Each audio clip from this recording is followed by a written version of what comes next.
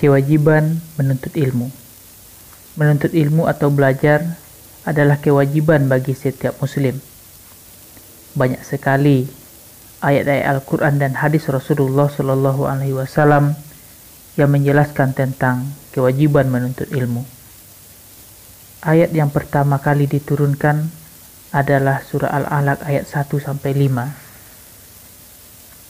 Ayat ini diawali dengan perintah membaca. Ini artinya membaca itu sangat penting. Dan membaca merupakan pintu bagi kita untuk mendapatkan ilmu pengetahuan.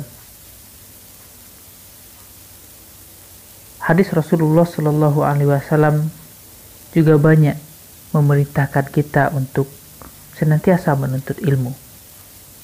Di antaranya hadis yang mengatakan bahwasanya menuntut ilmu itu adalah kewajiban bagi setiap muslim. Kewajiban menuntut ilmu tidak hanya dikhususkan kepada laki-laki saja, akan tetapi baik laki-laki maupun perempuan diwajibkan untuk menuntut ilmu.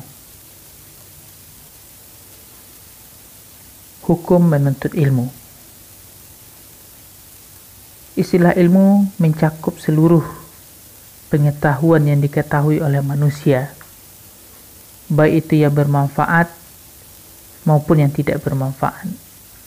Untuk ilmu yang tidak bermanfaat atau menimbulkan kemudaratan, maka itu adalah ilmu yang haram, yang berdosa apabila kita mempelajarinya.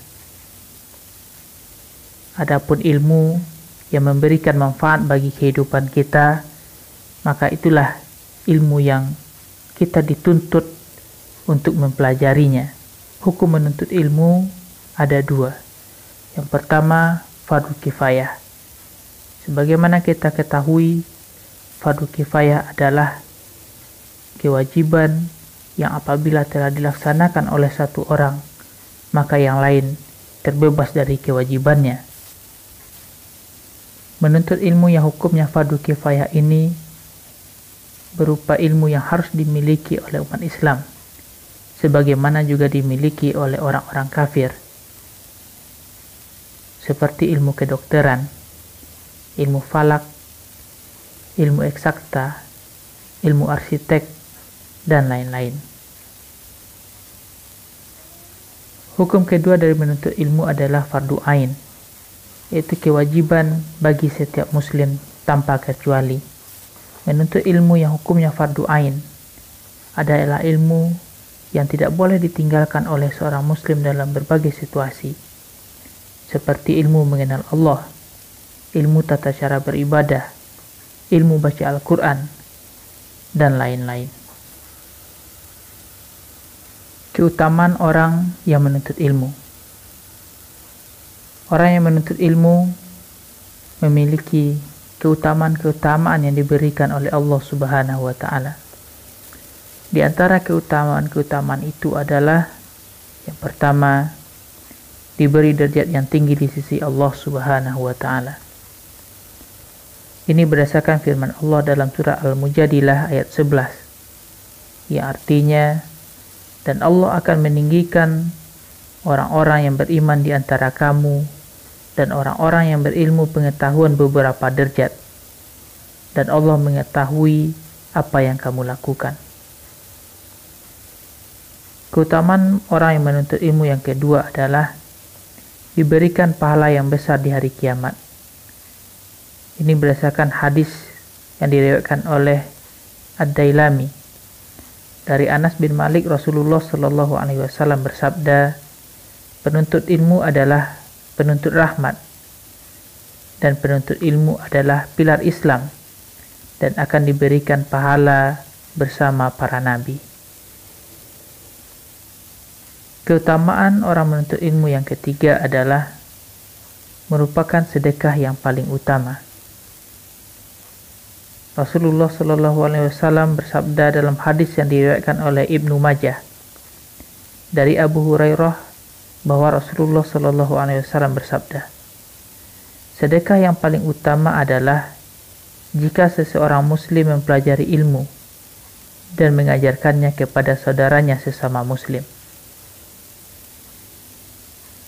Keutamaan orang yang menuntut ilmu yang keempat adalah lebih utama dari seorang ahli ibadah. Dalam hadis yang diriwayatkan oleh Imam Ad-Dailami dari Ali bin Abu Thalib, Rasulullah Shallallahu Alaihi Wasallam bersabda, seorang yang alim yang dapat mengambil manfaat dari ilmunya lebih baik dari 1000 orang yang ahli ibadah. Keutamaan orang menuntut ilmu yang kelima adalah lebih utama dari sholat 1000 rakaat. Sebagaimana hadis riwayat Ibnu Majah dari Abu Dzar, Rasulullah Shallallahu Alaihi Wasallam bersabda, wahai Abu Dzar, kamu pergi mengajarkan ayat dari kitabullah.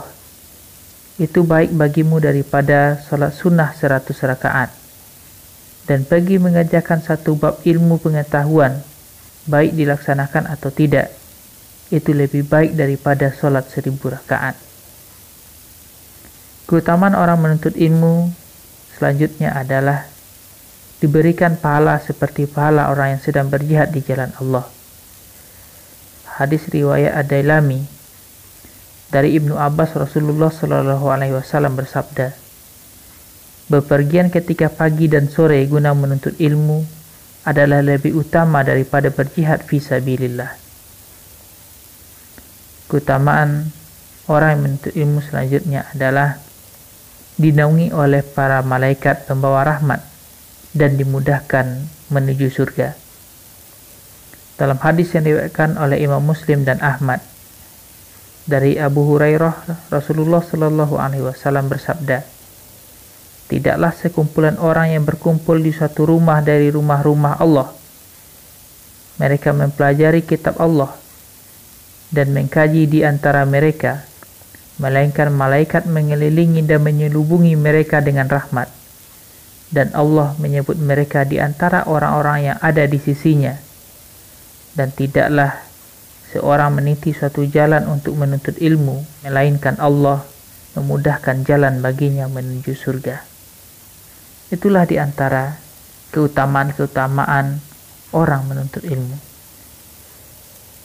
Mudah-mudahan kita termotivasi dengan keutamaan-keutamaan ini, sehingga kita menjadi senantiasa orang yang menuntut ilmu.